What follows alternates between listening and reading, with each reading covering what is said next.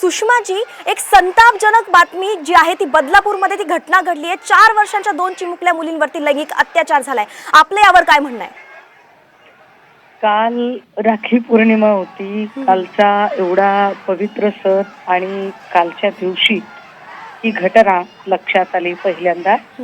3 वर्ष 8 महिन्यांची एक चिमुरड बाळ आहे आणि दुसरं 7 वर्षांचं बाळ आहे आणि शाळेतला पिऊन याच्याकडून हे दुष्कर्म होतं। ही अत्यंत घृणास्पद आणि चीड आणणारी घटना आहे। पण या निमित्ताने पुन्हा तोच प्रश्न उभा राहतो की तुम्ही आम्हाला सेवा सवलती देताय, पण आमच्या सुरक्षिततेचं काय? आमच्या लेकी बाळींची सुरक्षितता, कारण पालक म्हणून आज कन्सर्न आहे ना आम्हाला स्वतःला, की आम्ही आमची मुलं ज्यावेळेला शाळेत टाकतो त्यावेळेला आम्हाला पालक म्हणून जी चिंता आहे ती चिंता न संपणारी आहे। वारंवार काही दिवसांपूर्वी बदलापूरच्या बाजूला कल्याणमध्ये एक घटना घडली। त्या घटनेमध्ये 7 वर्षाची चिमुरडी आपल्या आईसोबत जात होती। एक मुलगा मागून आला आणि सपासप चाकूचे वार केले आणि ती पोरगी तिकडे गतप्राण झाली। त्यावरही काहीच झालं नाही।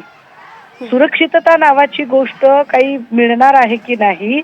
एकीकडे तुम्ही नारी दुर्गा आहे, सरस्वती आहे, चंडिका आहे वगैरे सगळं म्हणताय, पण ते लक्ष्मीचं, दुर्गेचं, सरस्वतीचं रूप ते सुरक्षित कधी राहणार आहे हा खरा प्रश्न आहे।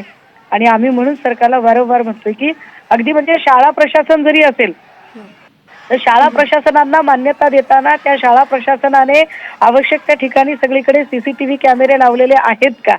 जे कर्मचारी आहेत त्या कर्मचाऱ्यांवरती ते सगळी प्रशासकीय बांधिलकी म्हणून त्यांच्या तितक्या जबाबदारीनं तो रिक्रुटमेंट होते का?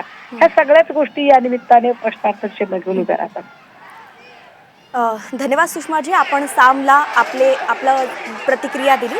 तर सुषमा अंधारे यांचं म्हणणं आहे की प्रशासनाचं हे अपयश आहे आणि आता यावरती कारवाई झाली पाहिजे अशी त्यांची मागणी आहे।